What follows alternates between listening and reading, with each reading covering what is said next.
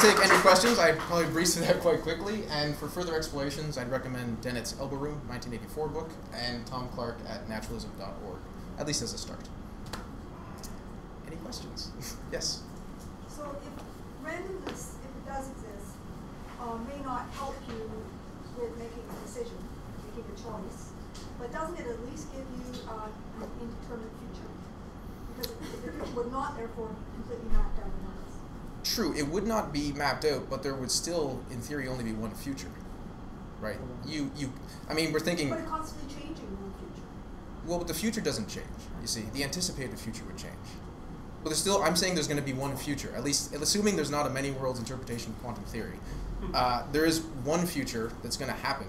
How it gets there, yes, there could be indeterminate methods. There could be different particles flipping in and out of existence, causing other things to happen, but they're still causing other things to happen. But every time a random event happens, that future... That anticipated future changes, right? You see what I mean? The actual future keeps happening. So you as an agent in the system, you'll have a harder time predicting it, certainly, right? A lot of us, well, I don't know, sure in the room, we all know about the weather.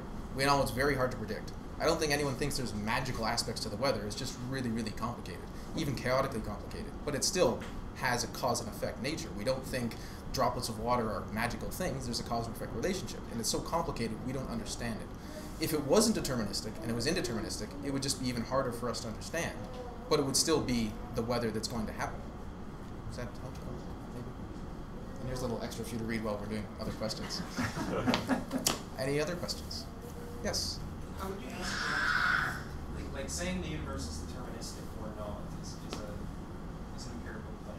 Correct. It might be an empirical claim. How would you construct a test? I don't think at the moment you can. I don't know. And if you can't, why is it a relevant question? It's relevant because people seem to care about it. Well, some people. I care, so therefore it's relevant to me.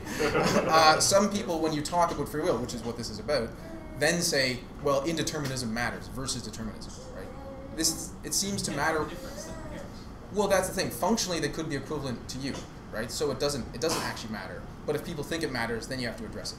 And that's what I'm trying to say. That when I've had discussions about this, people then bring in indeterminacy as if it's going to save them from the causal fabric of the universe. And it doesn't really. Or it does, but not in the way they want it to, so it doesn't matter for the choices they make. I think it'd be interesting to see an empirical question, but they've been bickering over the interpretations of quantum theory for 80 years. I don't think it's going to change anytime soon. So you've kept this very abstract.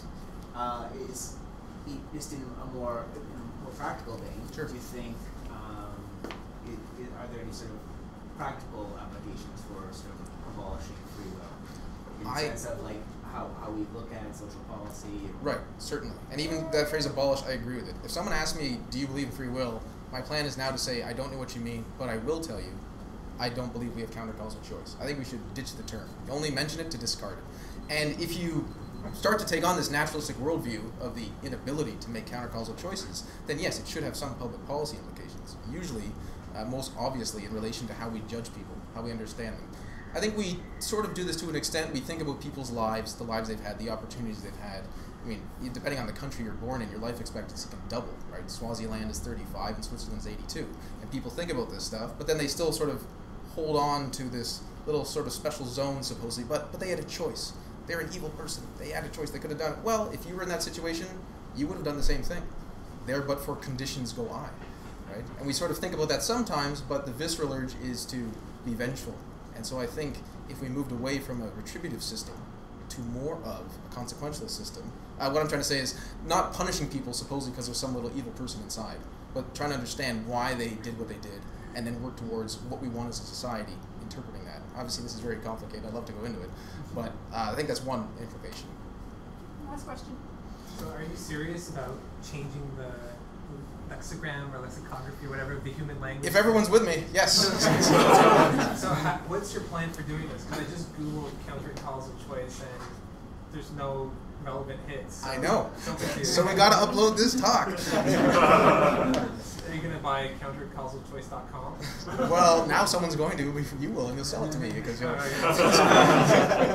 I do. I think this is a good way to move forward. We have to clarify our terms, and too often things are misleading, and people get tied up for 20 minutes. Well, it depends what you mean, and what we want is freedom and political freedom. Sure, we do.